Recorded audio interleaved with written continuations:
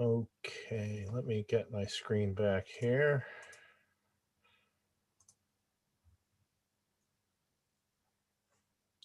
And I see people are populating the list, and we will get started in just a minute.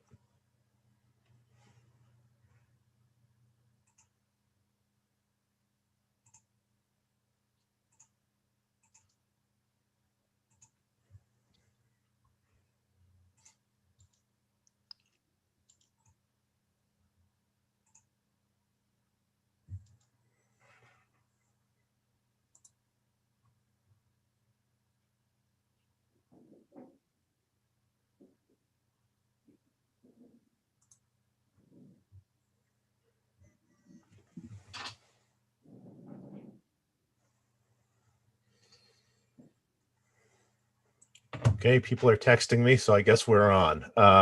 That's a good sign. Well, good afternoon, or good morning, or again, wherever you may be watching this, whatever time it may be. Thank you for taking the time to join us. My name is Mark Mamagonian. I'm the Director of Academic Affairs at the National Association for Armenian Studies and Research.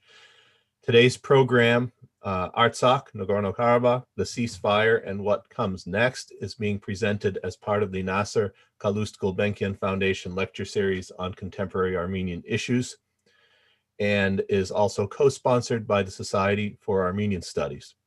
We're grateful both to the Gulbenkian Foundation for their continuing support of our contemporary programs, and for the Society for Armenian Studies for their collaboration with us as well. And in particular, I want to thank Razmik Panosyan of Gulbenkian and Bedros Dermatosyan of SAS.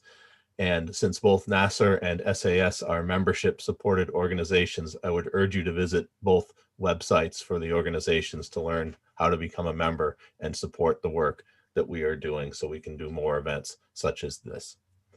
I have two upcoming programs that are related to today's program that I want to briefly announce. On Thursday, December 3rd, Nasser joins with the Armenian Center at Columbia University and other Columbia entities for a discussion of the impact of the coronavirus pandemic on regions affected by war, conflict, and displacement in the Middle East, Africa, and the South Caucasus. The event is entitled Conflict, Displacement, and COVID-19. And on Thursday, December 10th, again in conjunction with the Armenian Center at Columbia, Dr. Arasanjan will speak on the Armenian Church of Nagorno-Karabakh, Artsakh, in modern times. These will both be presented on Zoom and live streamed on Nasser's YouTube channel. So, as the title of today's program indicates, we're engaged in an ongoing process, actually dating back to the late 1980s, of attempting to understand the developments that first brought Nagorno-Karabakh to the center of Armenian consciousness in the late Soviet period, led to the war of the early 90s, the uneasy peace or frozen conflict that followed, the attempted negotiations, the violent flare-ups, and ultimately the catastrophic war that ended less than 2 weeks ago. Our purpose today is not so much to look back over that recent history, as much as that is important at other times, but rather to try to understand where things stand now and where they are heading. To do this, we do what Nasser always attempts to do, namely to turn to those with in-depth knowledge and expertise. And we have three people with us today who certainly possess these things in abundance. I will introduce them now briefly and then let them speak each in turn. Mr. Robert Avedisian is the permanent representative of the Nagorno-Karabakh Republic to the United States, a position he has held since 2009, having previously served in other capacities in the Ministry of Foreign Affairs of the NKR.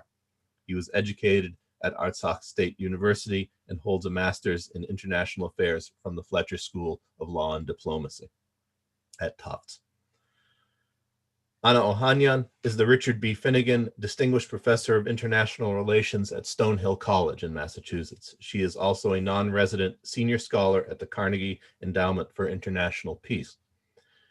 The most recent of her 4 books is a co-edited volume with Lawrence Browers entitled Armenia's Velvet Revolution, Authoritarian Decline and Civil Resistance in a Multipolar World, published this fall. and Dr. Antonin Kasparian is the Director of Development and a trustee of the Tufekcian Foundation. He holds a doctorate in geography focused on Artsakh from Rutgers University. He joined the Tufekcian Foundation in 2003 and served as executive director until 2015. And each of the three speakers today, we've had the benefit of learning from over the past several years in a number of other programs on developments in Artsakh. And we're really grateful to each of them for being here with us today during incredibly difficult and busy times. So thank you on behalf of Nasser, the Society for Armenian Studies, and everybody watching today. So we will now ask Mr. Avatisyan to begin. Thank you, Mark, and the association and the panelists for joining us during the discussion. I know many people think that it's a done deal and everything kind of is behind in the issue of the Karabakh, but no, we still have many issues to discuss, and I'm looking forward for the discussion, the Q&A, and the input by the co-panelists into this issue. I want to thank Anna and Andranik, who have the knowledge of Artsakh, both in terms of the academic sphere and activity on the ground, and I hope that we still will have a chance to serve and to use our knowledge and resources for the benefit of it. We all know what happened. We all know that the result of it. There are a few things I wanted to underscore before moving forward. Mark, during the brief introduction, I also don't want to go into the history too much, but during the introduction, you said that it hit kind of the surface of the Armenian agenda by 1988, by the late 80s. But the problem is really dates back to 1918, during to the course of the Armenian genocide. It first was raised as an issue during the Armenian genocide, and that's very important for our compatriots and all those who care about the evil of the genocide and the prevention of the genocides to know. This time, we have seen several rounds of attacks on Artsakh, but this time it was unprecedented in several things, right? It was unprecedented in the scope and range of armament used against Artsakh. It was unprecedented in the number of actors involved, and if Turkey was previously kind of a behind the scene player in Azerbaijan, now it was completely hands-on. It has boot on the ground. It has implemented the command and control of the ground forces, air forces, and everything you can name from the military perspective, and also the international terrorists. This was another unprecedented thing, unprecedented for the 21st century, to say so, because Artsakh has seen already involvement by international terrorists when we were rebuffing the aggression in the 90s. That time, we had about 3,000 of Afghani Mujahideens. This time, we had again a few thousands of mercenaries hired and transported by Turkey from northern Syria and Libya, and also the number of players. When I mean the number of players, we have seen direct or indirect participation or involvement by 7 countries behind Azerbaijan and its aggression against Artsakh, which of course raised this challenge to an absolutely new level. What was not unprecedented was the ultimate goal. Just like in 1918, just like in 1991, the goal was to de-Armenize Armenians, kill or drive all the Armenians from Artsakh, and finish the deal. Basically, Erdogan himself said that this conflict or the actions of Turkey in the region are aimed at restoring their place in the South Caucasus and completing the mission of their forefathers. All those who follow the developments since September 27, when all that army began to attack Artsakh and all the communities and the entire infrastructure, we've seen several attempts of cessation of hostilities for humanitarian reasons, for which would have been given the opportunity to open more chances for more sustainable peace.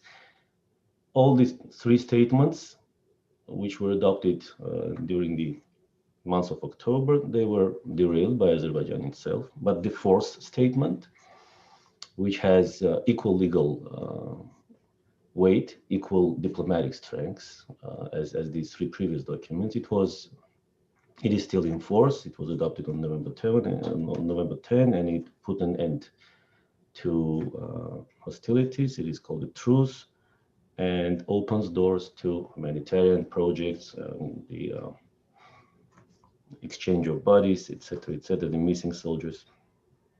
There are so many unknowns in that. I mean, the statement is a very light diplomatic document.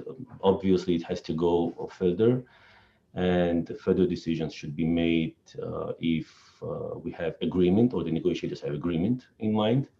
And that is also the position which was voiced by the OSCE Minsk Group co-chairs, by the authorities in Armenia, in Artsakh, and in Azerbaijan, that there should be something else. Unfortunately, Azerbaijan declares that it will not be considering any status for Artsakh, but that is again another position which puts Azerbaijan and supporters kind of apart from the rest of the international community. The paradigm of this conflict has changed, in my opinion. This is not only conflict between Azerbaijan and Artsakh, but this is also a fight of our worldview, our civilization versus the international terrorism, because that is something that Aliyev and his supporters have connected themselves once and forever, and it will be impossible to get rid of for Azerbaijani authorities.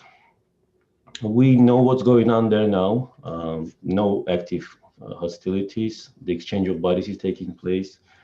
The lists of prisoners of war or missing in action have been put together and exchanged, so we can proceed with that part of the humanitarian process. Restoration of the infrastructure is on, with the help of the peacekeepers from the Russian Federation, and with our own resources, and with the help of the Republic of Armenia, because with that intensity, we have seen in 1 month, or slightly 6 weeks, we have seen pretty much the amount of weapons and the amount of aggression that we had seen from 91 to 90s. It can be compared probably to 2 years of fighting in the early 90s.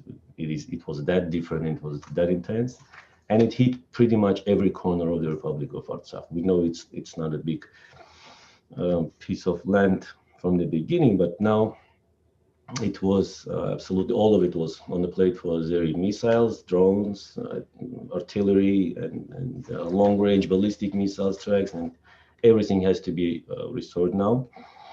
We, as a state, we have survived. That is one positive thing in all this. The administration is working. This country is not paralyzed. Social services work well. Political administration works well. The priority for the foreign ministry and for the government remains pretty much unchanged. We are fighting for the recognition of Artsakh, which we think will provide us with an additional toolset for dealing with Azerbaijani current and any possible future, and Turkish, of course, aggression with more diplomatic and political means. And it doesn't have to be only the battlefield that we have to try to protect our freedom, or prove that we deserve to live in freedom and in so many things which are so obvious and clear for the civilized world. Also, one sub-direction of our activity naturally will be humanitarian, which will mean also demographic, and we will do whatever we can to ease the burden of all those affected by Azeri aggression. The state has undertaken unprecedented steps. We freed every Artsakhi from any utility bills or cell phone or wherever can be financially demanding, and the state has few programs which would significantly ease the daily problems. The demographic situation, we absolutely take it as a priority. We understand that it's tough to expect that people will see or feel the same level of security or plans or future plans as it was before September 27, but still Artsakh never give up, and I hope that we will together prove that once again.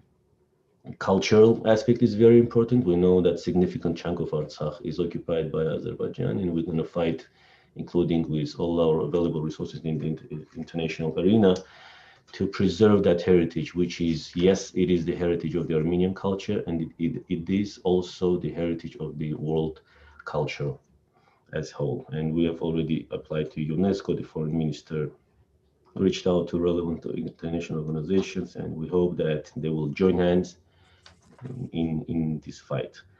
Another bad thing is that you mentioned the COVID-19, and absolutely, the world was fighting the COVID-19. The world is still fighting COVID-19. And when Armenians, Armenian states, Armenia, Artsakh, and then everyone, we are with the world in this fight, Azerbaijan just chose to renew the aggression. So there are a few things which are making this absolutely not what we would expect from the 21st century. Of course, in terms of international involvement, we have been trying to knock every door possible and raise our voice and get the word out.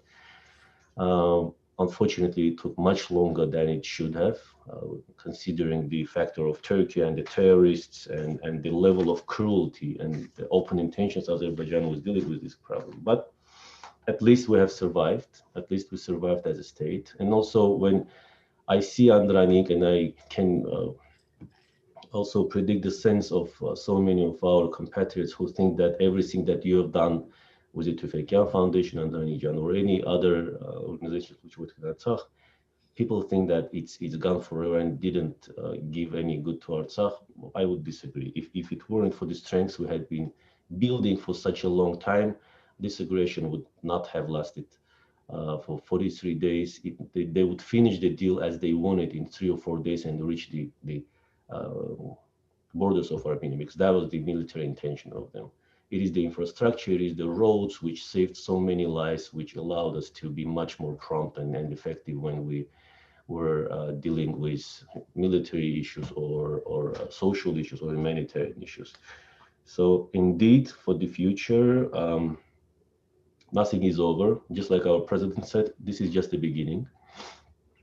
We have been in a war situation. We have seen wars, but we still came back as a state, as a nation, as people, as democracy. And I'm sure that on our end, we have that resolutness, and we will continue moving towards that end. And as we're approaching the time frame when people are deciding for them the level of engagement, I would encourage everyone to keep their eye and keep their focus on Artsakh and keep their actions on Artsakh and continue. We need that as much as we needed before the aggression. We need to make sure that by our collective efforts, we can save and preserve what we have and continue to develop as sovereignty, as a democracy, and as a prosperous and safe home for Artsakhis and for everyone who wants to come. For the sake of the time, Mark, I think that's it. I would like to present as an introduction.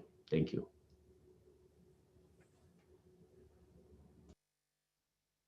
Robert, thank you very much. And let me just mention something that I neglected to formulate at the beginning, which I always try to do, which is to let people know. Obviously, some people have figured it out. If you have questions, please use the Zoom Q&A function. That is the way of getting your questions through to us. And after each of the 3 speakers go, we will get to as many as we can within a reasonable time frame. I know people have questions on all sorts of things, myself included. Try to keep the questions to the parameters of the discussion if you can, and those are the ones that we will try to highlight in the discussion portion. So having said that, now we will turn to Ana Ohania. Thank you very much, Mark, and thank you very much, Robert, for the important presentation that you just delivered.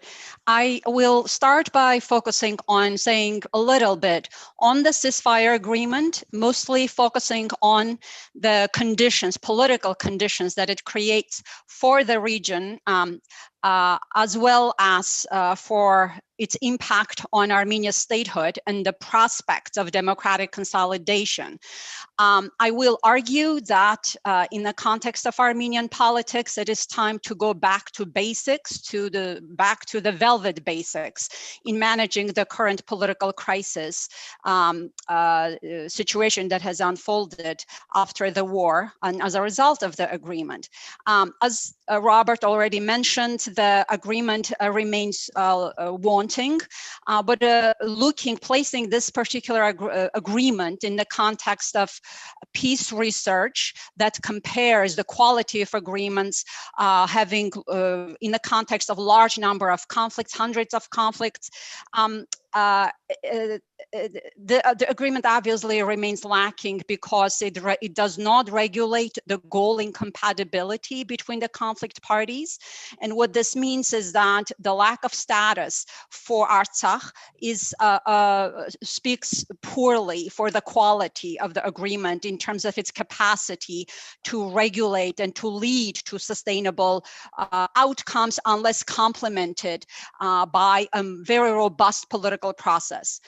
Number two, peace agreements are also evaluated in terms of the extent to which they provide security for the affected communities. Robert already mentioned this, so I will not focus on this as much, but basically beyond the peacekeepers, Russian forces on the ground, there is very little political security, there is very little predictability, which is the third dimension by which many peace agreements are evaluated. The agreement does lack predictability and certainty in the post-war conditions, and as such, while, as Robert mentioned, the war was in its military manifestation was unprecedented. Just to add to that since World War II, militarized approaches to conflicts have gone down. So this is really, this particular war stood up against those trends, but also negotiated settlements have, while increased, most of them do break down. And again, the peace researchers are looking at the quality of such agreements. And on the dimensions that I researched, that I just shared, these are vulnerabilities. It speaks the need for political process is really obvious to a non-trained eye. Now, with this agreement, Kremlin did show its historic capacity to stop the bleeding without treating the wound. Its central role, it played a central role in providing the short-term security, which is much needed window for political negotiations to commence. So there is a political space for engagement of Western powers with Russia in Artsakh to build a peace process towards a negotiated and a durable outcome down the road. I also would like, perhaps we can talk about this, I would love to hear on this from our speakers, the economic dimension, at least on paper, and it seems promising, I realize, but it would require deft diplomacy. The fact the corridor in Sunik, the transportation connectivity that it seems to promise to open. Eric Hakopian provided very interesting analysis on CivilNet a few days ago, pointing out that it does add, if implemented, if carried out effectively, it can add to regional connectivity. It can diversify Armenia's, open up trade routes, diversify its access to the Middle East, to Iran. So we can talk about as to what extent that changed economic conditions can help to address political issues pertaining to the status of Artsakh. Now, with that, let me now focus on a little bit on, not a little bit, primarily on the impact that the agreement had on Armenia, the political impact on Armenia. The immediate impact of the agreement on Armenia's statehood is institutional. Territorial losses in Artsakh are visualized easily on a map, and they threaten to translate into institutional losses inside Armenia. And such institutional losses are harder to see. Their effects are harder to imagine. And it is these institutional effects central to long-term strength and resilience of the Armenian state, which I will discuss today. In brief, the loss and trauma on the Armenian society in Artsakh, in Armenia, in the diaspora is unimaginable. Emotions run high. Yet much of the discourse so far centers on Pashinyan and his political future. As I argue today, this is the wrong question to ask. Assessing and evaluating the risks for democratic consolidation in Armenia is much more critical, and Pashinyan's political future needs to be evaluated in this context. As I always do in my work, and I'm keen now more than ever to translate and apply the social science approach to specific challenges. Viewed through this lens, the question that I will try to answer is whether Armenia's democratic institutions will hold, whether these democratic institutions can manage a political crisis, what are the risks and opportunities, and how to assess various proposals for managing the crisis, most recently one from President Armen Sarkisyan in creating, I believe he calls it Committee of Unity. The choices made today will shape Armenia's democratic prospects for decades to come. And it is these democratic institutions with which Armenia can navigate in a regional neighborhood increasingly divided by illiberal regional powers. Now, what do we know on democratic breakthroughs and democratic breakdowns? We know from social science that new democracies are vulnerable to internal political crisis with or without an external war. Some of such democracies, new democracies, handle it better and peacefully than others. Ukraine alone had 2 cases of democratic breakthroughs, largely peaceful Orange Revolution and much more violent Maidan protests, which also resulted in territorial losses for the Ukrainian state in its eastern provinces of Donbass. Ukraine's democratic institutions are holding by and large. Neighboring Georgia experienced a peaceful Rose Revolution in 2003, followed by significant democratic declines under Saakashvili. The 2008 war with Russia, adventurous on the part of Saakashvili, completed Georgia's territorial losses to Russia. And post-2008 war, Georgia's economy was damaged badly during the time of the 2008 financial crisis that Georgia was dealing with. Saakashvili survived politically in the short term, but was voted out through the ballot box later on. Georgia's democracy is probably better off as a result. Armenia's democratic breakthrough has been very different from these cases. And the way in which Armenia's democratic breakthrough took place bodes really well for its long-term chances of democratic survival. Armenia's democratic transition was peaceful, but its institutions do remain new and weak. As in all cases, color revolutions or non-color, and Armenia's was not a color revolution, new democracies tend to be vulnerable to political crisis and in some cases civil conflict. There are several reasons for it. Transitions to democracy temporarily weaken political institutions and their capacity for managing political crisis and political violence. New democracies are more prone to political violence because usually the new democratic elite does not signal its commitment to democratic values effectively. The new elite is open enough for smaller groups of power contestation, but it is constrained in its use of coercive resources to address them. New democracies are also constrained by authoritarian legacies. In the case of Armenia, what we see now, the group of 17 have been organizing and leading the protests in Armenia. They have been present in Armenia's political scene over the past 2 years, unsuccessful in playing by the democratic rules and not getting the seats in the parliament. They're currently attempting to carve a seat at the table through the back door. Democracy is short-circuiting because of this. This is a direct attack on Armenia's democratic institutions.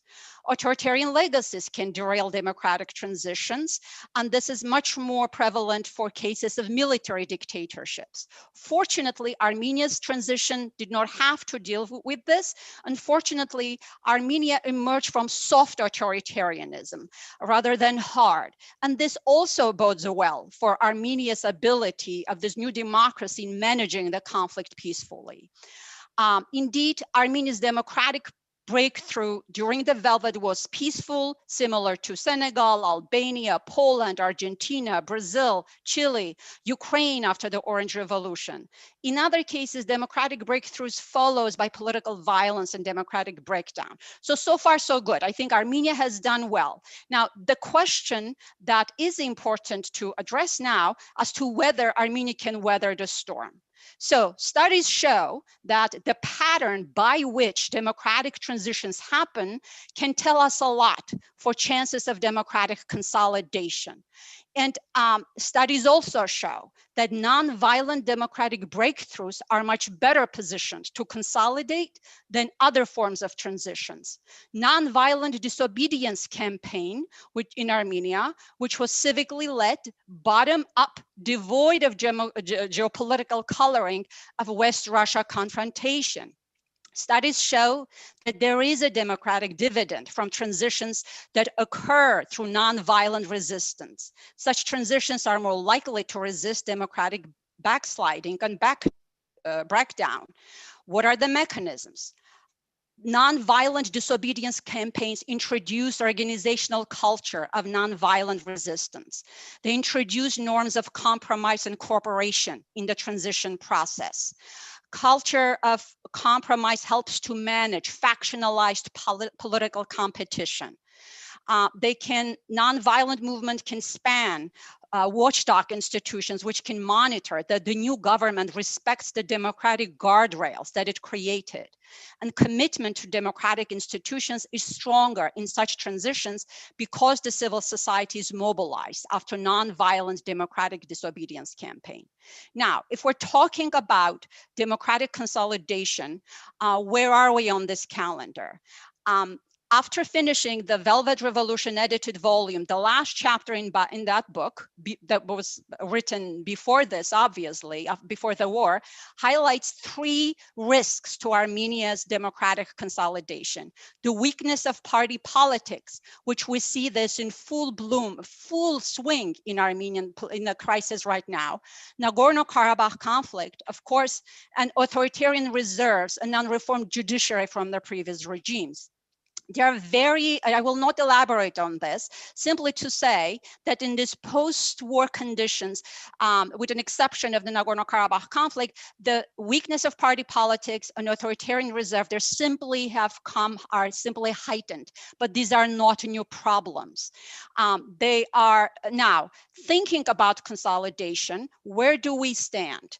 Studies have variety of perspectives as to what are some of the signposts for democratic consolidations. What does need to happen for people to consider that democracy is sticking?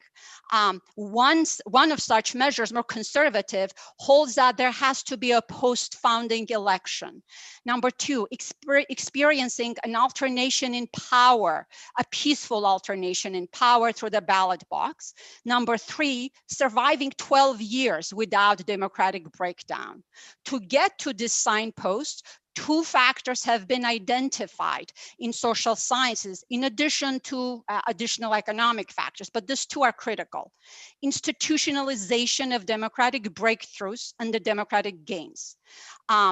It is critical for the crisis to be resolved through these institutions, and the parliament as a forum of debate and deliberation needs to be supported. Political parties need to challenge the government in the parliament while engaging with their constituencies across Armenia. The second factor is legitimization of democracy, which entails supporting the electoral process and the ballot box as instruments of handling a political conflict. Against this backdrop, snap elections with a fixed date sometime in the future will be essential to regenerate and replete the legitimacy reservoir of Armenia's democracy, no matter who comes to power. This is essential to create public discourse on Armenia's foreign policy moving forward. More Russia, less Russia, what kind of Russia, more diplomacy, more weapons, the future of corruption reforms. These are all questions that any political party with ambitions to contest such elections needs to address to Armenian people. This is definitely a change in the setting, and Armenia requires complete detour, complete rethink of its foreign policy, in context of its democratic institutional consolidation. Now, viewed from this lens, the proposal by President Armin Sarkisyan to create a transitional government of national unity until new elections will take place, this proposal, I argue, works against these two conditions of democratic consolidation that I mentioned. It challenges the supremacy of the ballot box as a way to solve political crisis, and it creates an extra institutional channel of political authority, even if it's transitional one. As such, it hurts the legitimacy of the democratic project and erodes democratic institutions by creating a parallel channel of authority. This is a technocratic solution to a political problem. Armenian institutions can and should be allowed to manage this political conflict within the constitutional order. Committees of national unity would have made sense if Armenia did not have a statehood. If there was a mass-scale political crisis because the incumbent government is abrogating democratic institutions, such committees have been an important part in organizing Armenian communities in the peripheries of large and often murderous empires in 19th and 20th century. Deploying them in the shadow of the modern state is a step back, not forward. In a region with perennial geopolitical games, the resiliency of democratic institutions and the legitimacy of people power and the ballot box are necessary instruments for Armenian state to enhance its sovereignty in international politics. Democratic consolidation is a strategic necessity in world politics for Armenia moving forward in the 21st century as a small state in a geopolitically divided, fractured regional neighborhood. Let me conclude with quick points as to what to do. My message is simple: back to velvet basics, reinforce nonviolence as a norm, which we have seen in other cases as well, constrains the Kremlin, gives Armenia better bargaining power.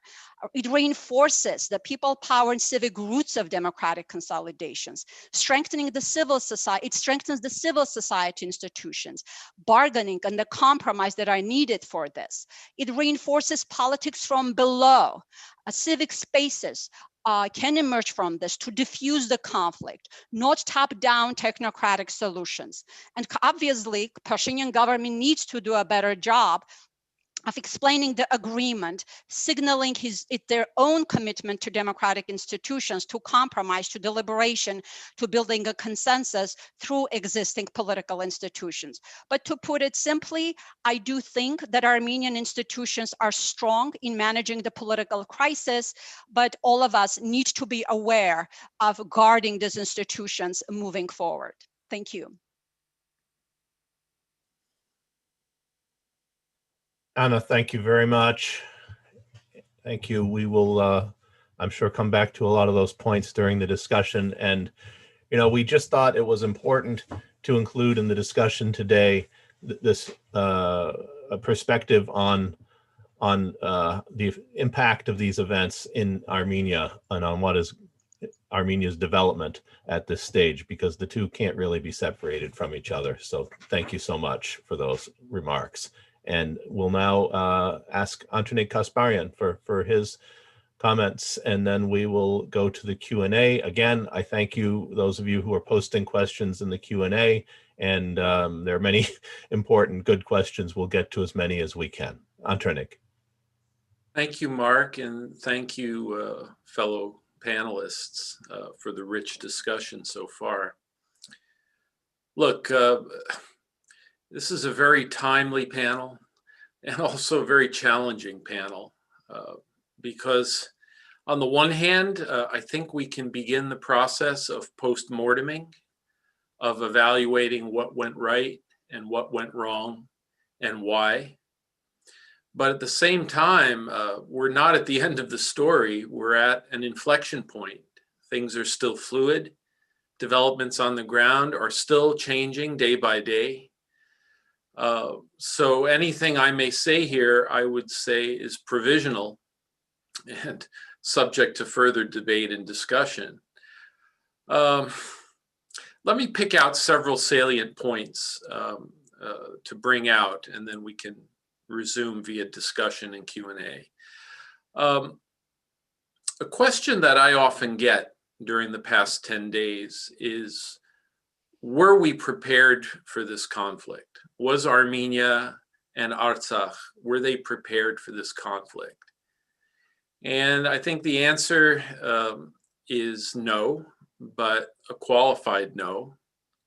I think I'm not interested in condemning, but understanding what the points were on which Armenia could have been better prepared. And I think for that, we really need to start broadly and then narrow our way down. If we start broadly, I think it's fair to say a lot of assumptions from the Armenian government to the Artsakh government to the military to the NGO sector to private foundations and civil society groups all held roughly the same assumption. For some, it was explicit. For others, it was implicit. The assumption was that we were operating in a post-Soviet space in which the constituent republics, Georgia, but especially Armenia and Azerbaijan, would act up occasionally, would get involved in skirmishes or short-term conflicts, and Russia, as the regional hegemonic power, would step in as the referee, separate the sides, and restore order. This was the prevailing paradigm from the 90s up until very recently. And I think this explains to some extent the lack of preparedness or under-preparedness of the Armenian side.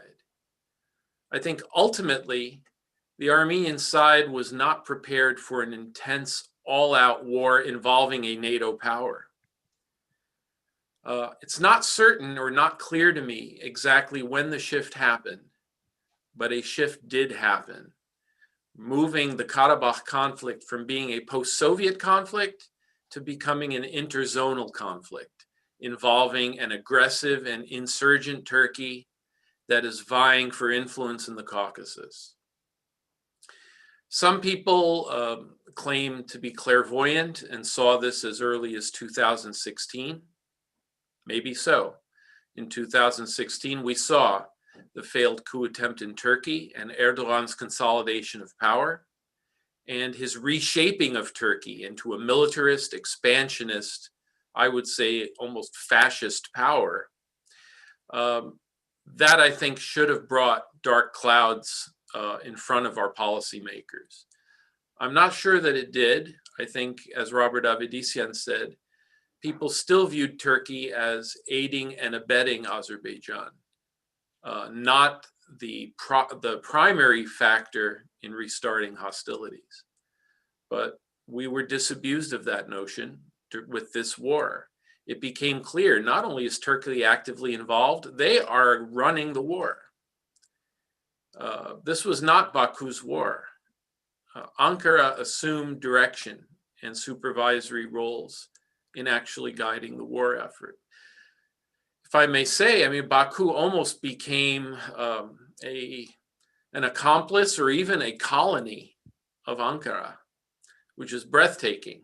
I think Aliyev viewed Turkey as a big brother that was going to help him solve his immediate problem. But I'm not sure that even Aliyev understands that by handing over the levers of power, he's turning Azerbaijan essentially into a colony of Turkey. So a few people may have seen this as early as 2016, but I think during the past year, many more people, opinion makers, especially policymakers, began to see the handwriting on the wall. And if you still didn't see it, certainly by last July, when Azerbaijan attacked Tavush, it became crystal clear to all decision makers that Turkey was heavily involved. There were joint military exercises. There were movements of troops and materiel between the two countries. It was clear that Turkey was heavily involved. If that was the case, then how do we account for this, war effort? Was it a surprise attack? Did they knock us back on our heels? Well, look, I'll leave that for the military strategists, but it is clear that we knew that something was coming. We knew weeks and certainly days beforehand that something was coming. But I think, A, we underestimated the severity and the intensity of the attack. And I also believe our decision makers felt at the end of the day, Armenia's strategic ally, Russia, was going to come in and help save the situation. I think there were miscalculations there, and we can talk about those miscalculations further in a moment. But I think in the big picture, we've got to understand there was a misjudgment or a lack of preparation for an interzone conflict involving Turkey as a primary actor vying with Russia for control of the Caucasus. So I would start with this. The second point I would make is that I think many of us at the outset of this conflict misjudged it geographically. We tended to think that this is about Karabakh. The straight up narrative is that Azerbaijan has never accepted the loss of Artsakh. They want it back. And with Turkey's help, they're going to do everything in their power to get it back. Yes, that is true as far as it goes. But I think more and more people have understood that there are concentric rings of influence that make this conflict very interesting, but very messy. It became clear that Karabakh's the flashpoint, but this is really about rescaling the balance in the Caucasus. That Turkey is vying with Russia for greater influence, heading eastward toward the Caspian. I think we also misjudged the extent to which Russia and Turkey are involved in all sorts of issues, sometimes collaborating, more often conflicting. And this, for me, became breathtakingly apparent about a month ago when Turkey announced it was going to redeploy special operations forces from northern Syria to Azerbaijan. And a day later, Russian forces bombed the Turkish headquarters in Idlib in northern Syria. And then was again reinforced on November 10/11, when this ceasefire agreement was signed. And again, breathtakingly, the next day, Turkey and Russia agreed to a peace pact in northern Syria, where Turkey is basically withdrawing its remaining occupation forces from Syria. So it became clear, at least to me, and I think others, that Russia, while not the aggressor here, I think Russia was a little bit back on its heels, certainly watchful, certainly cognizant, but on their heels, Turkey was the aggressor. Russia had to do some quick calculations over the last few months and had to prioritize its different issues, its different flashpoints, from Crimea and eastern Ukraine, which are a bone of contention, to northern Syria, where they hold naval bases on the Mediterranean. And according to Putin, this is one of their primary strategic issues in their southern flank. To the other proxy war, they're fighting with the Turks over Libya. And then there's Artsakh. In this priority scheme, I'm afraid to say Artsakh may have gotten the short end of the stick. There were more important priorities for Russia. And while it did step in, it stepped in quite late. Many of us were asking, where are the Russians? Where are the Russians? And their approach to this conflict was very measured, very cautious. They reiterated many times that they would honor their treaty agreements with Armenia and help defend its borders. And indeed, they were armed to the teeth, not only in Gumri, where they have a military base, but along the Nakhichevan border, along the border with Iran in Mehri. They had forces near the Lachin corridor in Goris. They were certainly there within, I would say, 2 weeks, the start of hostilities. But on the other end, they made it clear to Armenia that we should expect nothing from them when it came to the liberated territories of the NKR. The Lachin corridor, Kelbajar, Fizuli, and so forth. The Russians made it abundantly clear that, hey, guys, you're on your own. More ambiguous was Russia's attitude or posturing towards the old NKAO, that is the Soviet territories of the Oblast, Nagorno-Karabakh Oblast. There are conflicting reports that at times the Russians did provide logistical support there. But I think, again, in the big picture, we were slow to pick up the signals that Russia was going to look out for its interests, and certainly Armenia's interests overlap, but not entirely. But that Russia was not going to get involved, even though, again, this is Turkey vying for greater influence in the Caucasus. It seems that among its various interests, Russia was willing to make some tactical concessions to Turkey in return for other concessions that they got, particularly over Syria. A word about the current negotiations. Certainly the agreement that was signed 10 days ago was very damaging for Armenia, and not just by looking on the map. I mean, we have now an enormous refugee crisis. Armenians from the Hadrut region, from Kashatagh, from Kelbajar and other areas are essentially now homeless. There's a huge refugee problem. The connection over land between Karabakh and Armenia is in peril. Right now, the talk is about a 5-mile wide Lachin corridor, a strip of land connecting the two. But that's a very thin string to be hanging by. Essentially, according to this agreement, Artsakh is going to be essentially encirclable by Azerbaijani forces with Russian peacekeepers standing by. And perhaps the most difficult part for the Armenian side to swallow is that these territorial losses are being codified with no talk yet of Artsakh's political status. I think many policymakers quietly were willing to consider land for peace and status, but giving up these sorts of concessions without any assurances regarding status is very, very concerning. Now, where are the negotiations now? I think there are different poles of thought. And unfortunately, due to the political tremors in Armenia, there hasn't been enough thought devoted to how best to negotiate in this environment. There's one school of thought, and I think Armen Sarkisyan, the president, is a leading proponent of this school, is that Pashinyan needs to resign and a coalition government needs to come forth in order to help back away from this agreement or to find ways to tinker with this agreement. And there is precedent for this.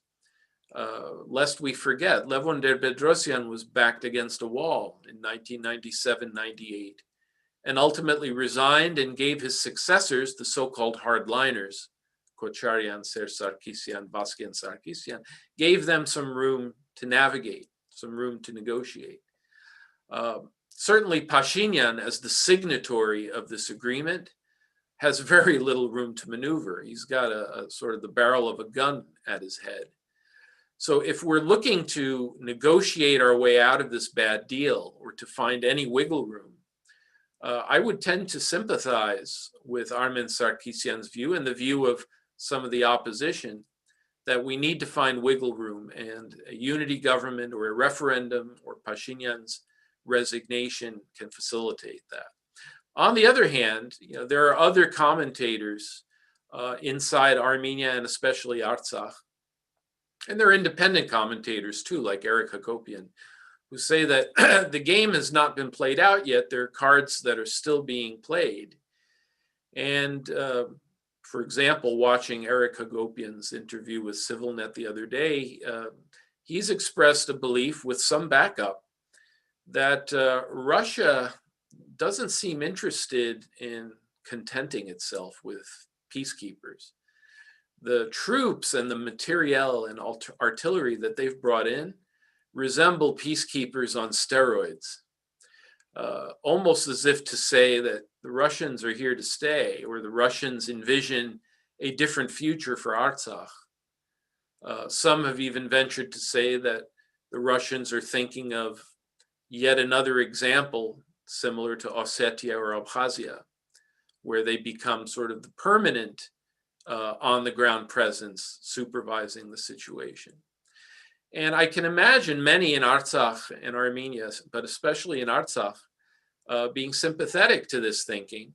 The idea that the Russians will provide the ultimate guarantee of security, even at the expense of sovereignty. Now, that's a bitter pill to swallow, of course, losing sovereignty. But I think on the heels of this 6-week war and the brutality of it, I can see many people softening up to such arguments. So this is something that's in flux right now and is being debated. But these two poles of thought are both very active, each one having its credibility factors. If I may, let me devote my remaining time to a few lessons that I've learned, or lessons that I think we all must learn. And here I speak not only of Armenia, but of the Armenian diaspora. This war has really disabused me of the notion of soft power versus hard power. Many of our advocacy efforts, and look, over the last 2 months, we've done what we've had to do. The diaspora's organized large demonstrations. They've organized meetings with leading editorial boards, newspapers, op-ed pieces, have sought the help of legal groups and human rights organizations. But we've seen that for the most part, these have had no effect. Aliyev and especially Erdogan, frankly, don't give a damn about what a Washington Post op-ed may say about them. They have insulated themselves from democratic discourse. When Armenian American advocacy efforts began seriously about 50 years ago, it was a different world. In those days, leading commentaries or op-ed pieces would trickle into policy discourse. Multilateral solutions and peacekeeping missions often carried teeth. Today, unfortunately, we live in a different world. We live in a world ascendant with rogue states like Turkey that test the limits, test the boundaries of their power. And if they see that no one is willing to step up and stop them forcibly, they just keep going. And that's what we have with Turkey. Turkey's policy, I think, does closely resemble neo-Ottomanism, testing out their boundaries in all directions with force, and basically saying, hey, look, we're going to go as far as we can until you try to stop us. And especially in this COVID-infested world, I think a lot of big international actors are reluctant to take on the bully. I feel that today there needs to be a shift in advocacy and in thinking, both in Armenia and in diaspora. We need to stop thinking that the world is just, and that just claims through courts or through newspapers or through human rights groups will get us anywhere. The future lies, I think, in developing greater depth in information technologies, defense industries, cyber warfare, etc. These are where fights are being fought. We saw that one of the biggest problems we had to encounter on the field was drone warfare. 5G, 21st century warfare that we were not prepared for entirely. These have to be our focuses now, because it's clear that Artsakh has really no friends. It's a bitter pill to swallow, but Artsakh essentially has no friends. We have occasional tactical allies, but no friends. When you don't have friends, you've got to rely on yourself. And if I may, Mark, just one or two final comments.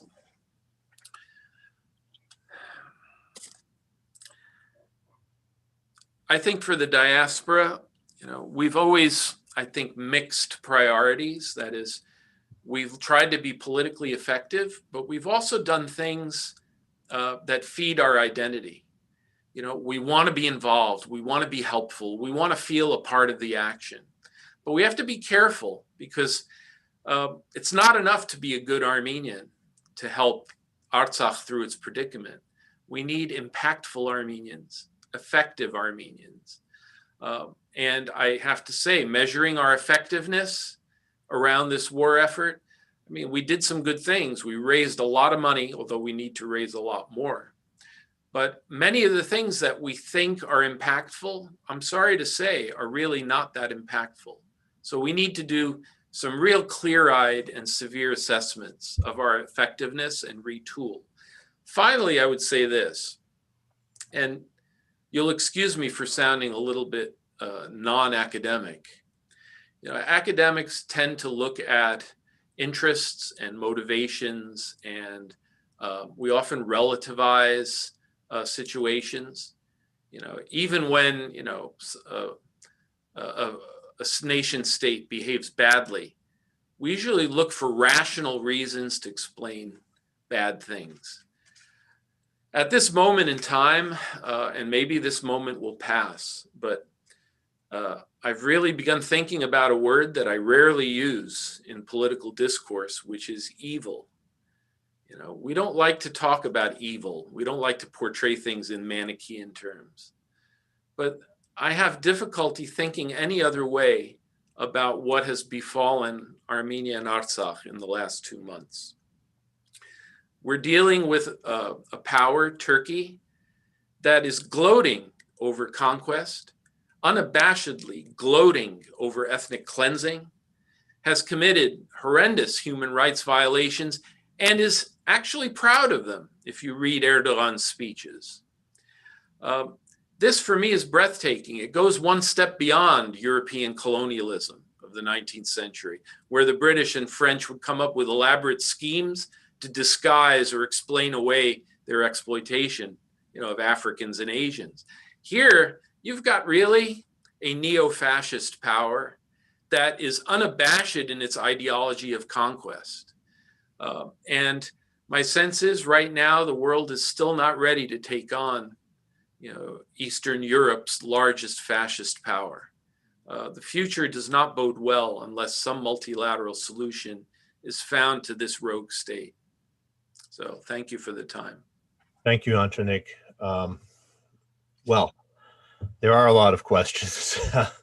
Some of them are very fundamental. And again, I'm going to try to focus on those that look at the current situation and point towards the future rather than those that look back over the past, not out of disrespect to those questions, some of which are very important, but just because I want to keep our focus.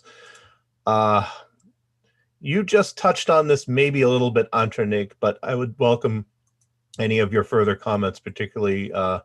Avedissian's, that essentially, is there anything left to negotiate, or is this statement an agreement that is not going to change for the better for Armenia and Artsakh? Is it a done deal?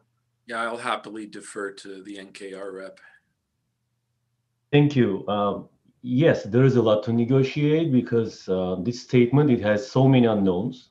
There is no clear timetable. There is no, well, statement is an expression of intention, right? There is no any legally binding agreement. Also, this statement is different from the previous documents because it has been co-signed by the president, by the top executives, by the two presidents and the prime minister of Armenia. But there is still the need for an agreement which will put everything into action. For instance, all refugees and displaced people have to return to their homes. Does it mean that Hadrutsis will be able to go back to their homes? Yeah. How about Armenians who are displaced from Shushi? How about people who are displaced from occupied parts of Martuni, or how about the Armenian refugees who escaped from Baku? Right. How about Armenian refugees who escaped from Baku and settled down in the Republic of Artsakh, which are now being occupied? So there is that is just one of the many questions which are absolutely obvious if you look at the statement, and the intention to engage into a comprehensive agreement to engage into a comprehensive discussion on an agreement has been there, has been expressed. The readiness has been expressed by our authorities, but again, Azerbaijan is putting negative commitments and say that no status for Karabakh, this is a done deal, we're going to return to Stepanakert, and sometime in the future, Yerevan will also be taken by Azerbaijanis. In brief, yes, there is a lot to talk about. There are so many unknowns, and which means that we need to accumulate our resources, professional, economic, military, and academic, and to make sure that we don't repeat the actions which can lead to such an ugly document. So I don't think there's been a program on Artsakh that we've done over the past, I don't know how many years, where the question has not come up about recognition, international recognition of Artsakh, Armenia's recognition of Artsakh, and related issues. First of all, then, what are the possibilities for the future legal status of Artsakh? And at this rather bleak time, is there any point in having this discussion about recognition, remedial recession, and related topics? I'm sorry, I've bundled a whole bunch of issues there into one question, and anyone would like to take a crack at it. Well, okay, I'll jump in. Of course, there's a point. I think Robert Avedisian is absolutely correct that there are many vague points to this ceasefire agreement that can be amended. We can punch holes through them. We can try to clarify them in ways that are very helpful. I think that the remedial secession argument still should remain on the table. More broadly, a team of international lawyers with experience in places like Kosovo or South Sudan need to be marshaled in order to find, the angles that will make any future agreement much more robust than what we have now. It's true, there are a lot of vague aspects to it. But one thing I would add is that before we engage in any of these efforts for remedial secession or widespread recognition of Artsakh, we have to understand better what the intentions are of the big parties. It seems clear to me that the US has been disengaged as a OSCE Minsk Group co-chair. It seems that France has been partially engaged, but unwilling to go the extra mile. And it's clear that Russia is all in at this point and is behaving kind of like not just a peacekeeper, but an occupying power. I'm not sure how that mix is going to work out between the three co-chairs and whether France is going to be able to push back on Russia. That, of course, impacts then what kind of advocacy we need to be doing. If I may, to add a couple of things, absolutely, to second the words of Andranik, there are a few things which allow us to assume and state that the international recognition of Artsakh should have happened a long time ago, and it would have prevented many of the tragedies we're seeing, both for Armenians and for Azerbaijanis, and this repetition of these rounds of escalation and everything. Unless our independence is recognized, also it has very strong historical, very strong legal, and after so many aggressions by Azerbaijan, very strong moral grounds. The world is yet to recognize the independence of Artsakh, which gives Azerbaijan the false sense that it can reclaim Artsakh by any means. They have gone as far as connecting them with international terrorism. Once recognized, it will put an end to that claim, and it will help transform and take this conflict from battlefield, which is occasionally flaring up, and unfortunately, this stability in the region is still very, very vulnerable. It will take it to the level of international relations between the Republic of Artsakh and the Republic of Azerbaijan, with the proper attention of all the structures which are now kind of reluctant for whatever reasons, or don't have the legal format to engage, or any other reason. It is also the remedial secession. We in Artsakh think that it should be replaced with remedial recognition, because the secession has taken place in 1991, but it leads to war unless recognized. It leads to human tragedy. It leads to deepening the gap between our peoples. It leads to Aliyev's possibility to strengthen his domestic grip on power and using the Karabakh problem to crush on local opposition, to silence all the more or less democratic forces which were trying to shape up in Azerbaijan. And it gives again that argument that they can claim Artsakh on every possible level, even on the battlefield, and they can digest it so far politically. Also, we're going to do whatever we can to make sure that this is not going as they want it. I mean, Aliyev and his company.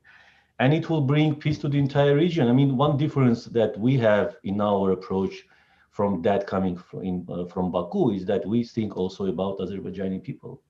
One of the things, going back to the previous section, Andranik mentioned several miscalculations we've had. I think one of those is also how we underestimated the ability of Aliyev to isolate its community or its society from the information coming from the front line. He has been keeping his community, his compatriots, absolutely unaware of the enormous losses they were suffering on the battlefield. He didn't have that pressure from within to go for consent, to go for negotiations, to try to put an end to all this. And we absolutely think that this is not what Azerbaijani people deserve. They should be knowing in what their Sultan is undertaking to legitimize his power for the next decade or ensure peaceful transition of power to his son or whatever it happens. And our position is that recognition will bring peace to the region, which will be of benefit for all regional countries and peoples. And that is one significant difference from approach of that in Azerbaijan. And political and diplomatic means. Of course, we need recognition too. This is the 21st century. This should not be the law of the jungle ruling the entire world. Again, Andranikjan, you're very much right. Our friendship or our ability to protect our lives and freedoms and choice and democracy in the era when the rest of the world is just, I don't know, stepping in across the world and fighting for countries or entities which have much weaker legal preconditions for statehood, much weaker administrative capacity to implement that effective administration over a certain territory. We have seen not appropriate or not sufficient engagement of the international community in our protection of our democracy, which included fighting against the terrorism. Yeah. I think this is an absolutely wrong signal. The world, whoever considers themselves to be the players in this world, to similar situations around the globe, and we need to have that set of tools. If the world cannot protect us or doesn't want to recognize our fight for democratic sovereignty, which has been taking such a high toll and such a high price from us, we should be getting that recognition. And it definitely will be helpful for us to solidify whatever achievements we have. Mark, can I add on to that? Yes, please. And I think Anna would like to as well. Oh, I'm sorry. No, go ahead, Andranik. No. Yeah, Robert, you said something very interesting to me that I'd like to extend a little bit. You know, Armenia and Artsakh have really made strides toward democracy. And we're fighting a war here, an uphill war, against two authoritarian regimes, Aliyev's regime and Erdogan's. And it's interesting, depending on how you look at it, some people view this as an advantage and others view that as a disadvantage. And I just wanted to quickly note, I think there is one strong advantage to democratic governance, which is that it promotes social cohesion and a one for all for one attitude. And we very much saw that on the ground. When I was on the ground in Artsakh in early mid-October, it truly, for me, resembled a people's war. In contrast to what you saw coming out of Turkey and Azerbaijan, forcibly conscripting people or bringing in mercenaries by offering them, bounties, and more broadly, keeping their people in the dark, treating their dead and their injured by leaving them out on the field, and even reneging on humanitarian ceasefires. I view that in a way as an advantage to the Armenian side. But the disadvantages, I think, are strong too, and maybe even stronger. While we have internal debates raging, Aliyev has just turned out the lights and pulled out the plug. Social media has been banned. People are not given any information, or the only information they're given is straight propaganda. So that any potential civilian movement within Azerbaijan is completely snuffed out. You feel like authoritarian regimes are fighting you, and you've got one hand tied behind your back because they have no limitations. There's nothing that they cannot do because there is no democratic pushback from their civil society. Could I jump in very briefly? I actually want to take advantage of the fact that Robert is part of the panel. This is more of a question to Robert. You said something very interesting, Robert. You said that you linked recognition, Artsakh recognition, to the regional stability. And I think that's a very powerful argument to make because it highlights the capacity of Artsakh, authorities in Artsakh and the years of democratic institutions that it had built in protecting Azerbaijani population that might, for example, decide to come and move hypothetically, if that's even possible. Right now, it might not seem realistic. That, I think, is an important point. The question that I have, and looking at the cases of Kosovo in particular, to what extent do you think Artsakh should probably lobby and push for deep and dense presence of international aid agencies within OSCE Minsk Group as well as beyond, in working closely in parallel with Artsakh authorities in strengthening governance capacities in the entity, while pushing for status neutral engagements, and then essentially later on politically making a case for recognition. So that's a question to you. And a quick point on Turkey as well. We should never forget that Turkey has always viewed the Kurdish problem as existential. The current Turkish government, especially after the failed coup in 2016, went out of its way in crushing every case of self-determination, of self-organization of Kurdish communities, whether in Syria or Iraq. So I think it is important to highlight that Turkey does view Artsakh's self-governance, self-determination as a dangerous precedent in the region. And Ukraine-Turkey relationships also, deepening relationship also should be viewed in this context. So this is just to add to the political calculation that is already there. Thank you, Anna. Very important question. Well, the history and in general, since the day one of the appearance of the Republic of Artsakh, we have been never restricting our relations with any international structure or any government, and we've been trying to reach out because we absolutely understand that we have something to offer. That's right. You want to add something? No. Actually, I agree with that. My concern is that they have not been coming to Artsakh. They have been treating Artsakh as a sort of a black hole on the map.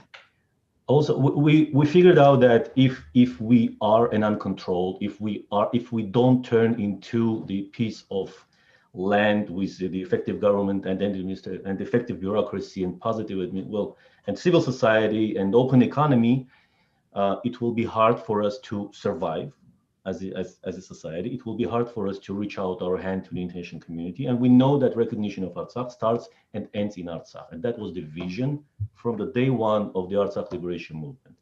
We are moving towards providing all those benefits very inherent to any democratic society. And we've been open. We've been trying to reach out to all the international structures. After the first aggression by Azerbaijan of 91-94, we have seen a much more active involvement of humanitarian organizations. Then there's kind of, with the acuteness of the humanitarian crisis going away, they all left and they're trying to stay away from dealing with administration because Azerbaijan was blackmailing, because they were attacking any attempt of our cooperation, which wouldn't imply any political thing, which would imply improvement of the conditions of humans in Artsakh of all the nationalities, including our Azerbaijani minority, to live in a better and in a safer environment. But we know, and we have seen so many documentation and evidences of Azerbaijan's involvement into all the structures, including all kind of lobbying and negative examples of obtaining support, that there is no any surprise, unfortunately. With that said, the United States has been the only country in the world which has been rendering assistance to the Nagorno-Karabakh Republic since 1998, which is directed mainly to the humanitarian assistance, but also various important humanitarian projects have also been implemented. Again, we don't put any restrictions. That's why we say that we deserve to be recognized. After so many years of sovereignty, we proved that we're not a gray area. We're not fighting for democracy or recognition for whatever reasons other than to provide human rights and liberties to anyone living in Artsakh, and to anyone who wants to live in Artsakh in accordance to our law. And I think that's also one of the lines of our activity and cooperation with our competitors around the world, to make sure that people know about Artsakh, they continue to learn about Artsakh, and they are more open and more bold in their steps if it comes to human rights, if it comes to humanitarian issues. We can put aside the political aspect, but still it doesn't mean that we will not proceed with our agenda of international recognition and strengthening as a comprehensive statehood. There are a number of questions about Shushi and what its current status is, what its short-term status is going to be. There seems to have been some reports that it is or is not falling within Azeri control. Can you clarify that for us, Robert? I don't want to mislead our viewers and listeners. I want to just to again rely on the opinion of Andranik that situation changes as we speak. And we know that there are so many unknown aspects of all this, of the statement that has to be finalized. I hope that the ultimate outcome or the agreement, the more comprehensive agreement, will have much better shape for us than it does now. But no, we don't know what's going on there. I mean, it is not under our control. We know that Azerbaijanis are rotating their militaries. We know that they're destroying our churches in Shushi.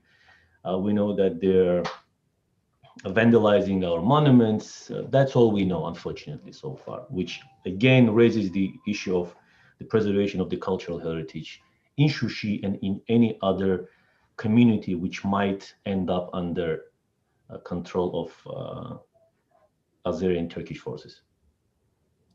You've each touched on the issue of the authoritarian regime in Azerbaijan and the impact on the Azeri people. Are there parties, entities within Azerbaijan for whom you have any hope of engaging in the near future or even in the longer term future? Is that a question to me? It could be for you or for anyone who wishes. Just very briefly, I don't want to hijack all this, but you know that has been one of the lines we've been trying to explain to the international partners, to the international community, that one of the things you can do is really bring down the barriers in Azerbaijan itself to make sure that it has civil society, which will be open for communication with Armenians, which will not be prosecuted for suggesting peace deal with Armenians, which will not be criticized for or named as a traitor if they say that, you know what, Armenians, maybe they deserve to be talked to. We haven't seen that. We have seen short-term oil or economic interests. We have seen long-term whatever other types of interests. It is still very urgent, and we hope that it will lead to summer. But as of now, anyone who dared to say that Azerbaijanis should be talking to Armenians of Artsakh and trying to respect our position, they have been named traitors. They've been criticized. Their offices have been raided, etc., etc. I think that's a very negative precedent for anyone who would think that. But that's something the international community can weigh in. Thank you. Could I add to that? Just to add very briefly, the independence of East Timor from Indonesia became currently Timor-Leste, partly became possible because the people in East Timor actually actively advocated and formed alliances with the population, with the people in Indonesia. I think it's really important to look for and forge those connections, obviously. And I do agree with Robert that Azerbaijani authoritarianism, this total lockdown, only benefits the Aliyev regime, which is why I think in agreement that I'm hopeful on the Sunni corridor and the economic dimension of it. I don't know what to make of it because I don't know how it has been negotiated, how it will be used by these powers, but the trade routes, trade relationships can benefit communities, rural communities in Armenia, in Azerbaijan. So far, I think the Western approach in Nagorno-Karabakh conflict has been peace building. I have to say that I wouldn't say I'm disillusioned. The importance of peace building is critical, but I would argue that authoritarianism is a much bigger hurdle to overcome towards peace. So any improvement, unlocking the region will be beneficial in softening the relations, indefinitely undermining the power of the Aliyev regime. It is obviously it is not our job to democratize Azerbaijan, but it'd be very difficult to, and Aliyev regime is interested in maintaining the conflict for domestic purposes. But the post-war conditions need to allow for some constituencies to develop that can come in contact with the Armenians at some point in the future. Yeah, well, if I may just quickly to add on, all of this also points to how precious our democracy is. And although we're going through some rough spots now, I would argue that our democracy, however imperfect it is something that we have to cherish and hold on to, because there's a lot of pressure now for us to give it up for the sake of security. That in order to maintain some entity called Armenia and some entity toward Artsakh, we should just abandon democratic governance. That would be a big mistake. But let's understand, I mean, Armenia is in a very difficult neighborhood, and I believe, again, Armenia and Armenians worldwide need to do some serious retooling, because we can't behave like any old nation state.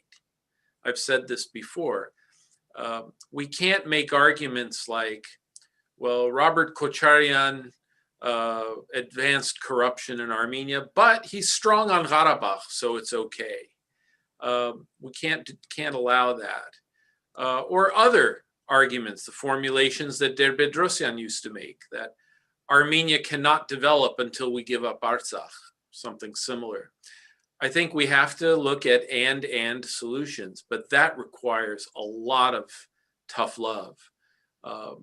Armenia has to just be cut above. We cannot tolerate corruption as other countries do. We cannot tolerate lack of democratic governance. We do have to behave as a country, almost a garrison state, a country that, if not at war perpetually, is always 1 or 2 steps removed from war. That thinking has to permeate our culture now. It's a very difficult thing, but we have to excel at everything. It's simply the way that Armenia is going to prosper. We have to excel at everything. There have been a number of questions and comments that refer to the litany of mistakes that have been made recently and over the longer term. I don't wish anyone to think that we are glossing over or papering over those errors. It is simply not the focus of today's discussion, and undoubtedly will be part of future discussions, especially as the current events become recent historical events. So I don't think any of our speakers would be well represented as saying that no mistakes have been made and everything is just peachy keen. So I would like to dispel that notion. And we're going to lose Mr. Avedissian to another commitment. So I want to at least get in one more question that there's been a lot of concern about, and that is the issue of the return of the refugee or evacuated Armenian population of Artsakh. What provisions have been made, are being made, and can be made for them to go back to their homes so that there will be Armenians in Artsakh? Thank you. That is the most urgent humanitarian issue we're facing right now, and people are returning, considering also the season. The winter is coming very fast, right? And we're just few days away from winter. So there are urgent steps which are taken by our government in cooperation with the relevant structures in Armenia, and also we see assistance from the Russian Federation to make sure that everyone, especially Hadrutsis, whose fate remains unclear, again, going back to the uncertainties in this statement, it has to be taken care of. Right now, people need to be fed, people need to have shelter, and we are accumulating all our resources towards that end. And that also raises the importance of the continued diasporan efforts behind this initiative, behind this actions by the Artsakh government, and we rely on everyone's support to make sure that we can provide really fast, that is the basic requirements for the resettlers. So far we have, I mean, for the people who are returning back to Artsakh, so far we have a few thousand people who already returned to Stepanakert. Some of them have relatives and they're free to relocate if they have any residence to stay in. If no, the government is providing shelter, sometimes in certain cases temporary, in certain cases permanent. But the vision is to provide, and we, as people return from Armenia, we will do our best to solve the problems as promptly as possible. But there is a vision, and the authorities of Artsakh invite everyone back, and we are convinced that we can do it.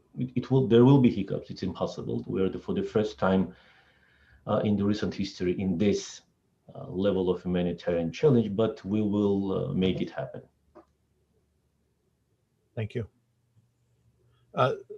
Several people have commented on the role of Turkey in the conflict and in, well, the current status of things. So first of all, it's been stated here, and I think is understood in the Armenian circles, let's say, that the war was driven by Turkey to a large extent. How do we know that that's the case, if it was the case? And what is Turkey's role on the ground moving forward?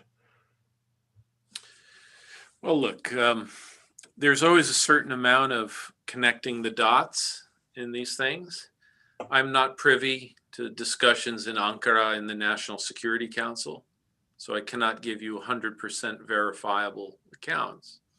But I think there are certain footprints that are abundantly clear. One is that if you look at Turkey's behavior since the 2016 coup, they have been seeking to push out their zones of influence in all directions, whether that's northern Syria, the eastern Aegean, northern Lebanon, Libya, and now the Caucasus. It's clear that there's a systematic policy of expansionism going on. That's one. Number two, through defense intelligence, Armenian Ministry of Defense people and Artsakh Ministry of Defense people have undeniable evidence of joint military exercises, of Turkish artillery and materiel being transported to Azerbaijan.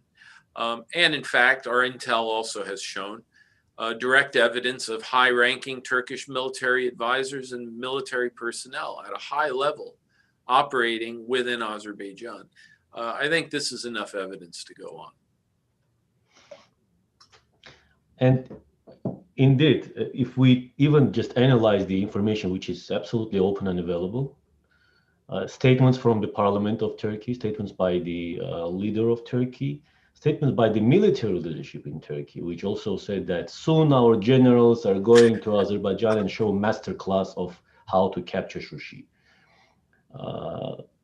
Erdogan's words that Turkey is behind Azerbaijan completely in this fight, and we are there to complete the mission of our forefathers, which Armenians perfectly realize what it is, and to restore our place in the South Caucasus. Command and control of the air forces has been relocated to Turkey a few days after the first initial not so effective fighting by Azerbaijani air forces. Land, boots on the ground, there are storm units, interceptions of pilots, F-16s being used by Turkish pilots to bomb Askeran, Martuni, Hadrut, and other settlements. I mean, it is unfortunate. Well, there is no any doubt about the involvement, both by Turkey, active, very hands-on, and there were even statements that by efforts of capturing Azerbaijan, Aliyev is losing, by efforts of capturing, during the efforts of capturing Artsakh, Aliyev is losing Azerbaijan. And it has been swallowed militarily, and the political will follow. Yes, few more years for Aliyev's regime probably, because he's presenting himself as a victor in all this. But Turkey is backing the region for the first time in more than 2 centuries, and it's a absolutely different reality now. Just again to the second words of Andani. But there has been no doubt. It has been confirmed by intelligence services, by world media, and if you even look at the communication between the Russian authorities and Turkish authorities, whatever happens, the first contact is between Moscow and Ankara before it gets back. Before it goes, yes, to Baku. Before that, they talk to Ankara, and Ankara is expressing their readiness, agreement or disagreement with this or that provision of the discussed item. Could I jump in on Turkey, Yes. Mark? Yes, What Turkey is doing, just to add to whatever has been said by Andranik and Robert, Turkey is copying Russia. They're very different powers. They're very different types of powers. They're applying their imperialist policies quite differently. Some are arguing that Russia is actually retrenching, is trying to become a quote unquote normal state. But Turkey is copying Russia's policies in creating regional fracture, getting entangled in conflicts, regional conflicts, in order to project global power, to project power globally. Russia probably made sense for Russia or the Kremlin for a variety of reasons. But for Turkey, I'm not sure this is a sustainable strategy. Domestically, the Erdogan government is not doing well. There is a school of thought that some of this expansionism is being driven by his political weakness domestically. I'm not too naive to argue that after Erdogan is gone, the new power, whoever will be strengthened, will be a strong democracy. But I do think the political context will change. The reason that Turkey is able to get away with so much, and Turkey right now is the world's problem, not just a problem in the Caucasus, is because Turkey is a European power. It is wedged in European institutions, but it also is using those connections to project influence in the Middle East. Erdogan has very little capital in the Middle East, interpolitical capital in the governments, and has been trying to portray himself as the savior of the Muslim, the main street. And it is his ability, looking as to how he mobilized the Muslim population in France during the war, is very telling as to how Russia is so careful in dealing with Turkey, considering that Russia has a large population of Muslims. So I think we have to rethink as to how the domestic context is shaping their external behavior. Can I jump in once again? This is becoming a carousel. In reaction to some of Anna's comments, which I largely agree with, I think analysts, both official and unofficial analysts, need to do a better job of probing Russia's reflexes as a state in dealing with the Caucasus. Anna mentioned some question, and there is a question as to whether Russia is retrenching. Is Russia simply being cautious, or are they deciding that, in their constellation of interests, the Caucasus may be not number one anymore. It may be an interest of theirs, but not the top interest. We need to understand these things. It's very important to understand these things, because then you're able to game out how Russia's going to react in certain situations. I personally believe that this is not even about the Caucasus only. This is global. The webs of interest are intriguing. Let's not forget that in the late Obama years, the US actually softened up a bit on Iran, and at least rhetorically softened up on Russia too. Unfortunately, Russia as a sort of semi-pariah state for the West, suffering under sanctions, has to be very careful about cutting its ties with Turkey and other parties. I could imagine if there were détente between the US and Russia, that Russia might feel that it has breathing room to behave differently vis-a-vis Turkey or other regional powers. I have a sneaking feeling that Russia feels it simply cannot afford to alienate Turkey. They have to manage Turkey. Yep. Okay. Putin has no special love for Erdogan. They go back 15 years together, and lest we forget, I mean, they almost went to war over Syria a few times, not through proxy war, I mean directly, when the Turks shot down Russian planes near their airspace. I think Putin is no particular lover of Turkey, but he's being very pragmatic. And I think his pragmatism errs on the side of caution, partly because Russia is not the Russia of old. They're a bit weaker than they were 25 years ago. Well, we are now going to lose Robert Avedissian to another commitment, and I think we should probably wind down anyway. I know there are many more questions and comments, many of them very relevant, and I apologize to those who have posted them and if we've not had time to get to yours. It isn't the first or the last word on this subject, and we will be talking about it more as things develop. And there's no question about that, as will other groups and other programs being organized. So they all, I hope, are contributing something to increasing our understanding of what is going on and what the prospects are for the future. So I want to once again thank Anna, Robert, and Antonik for taking the time and for making their insightful contributions as always. And again, thank you to our co-sponsor, the Society for Armenian Studies, and to the more than 300 people who have been watching on Zoom and on YouTube. So again, thank you for sharing your thoughts with us today, and we'll be talking again in the near future.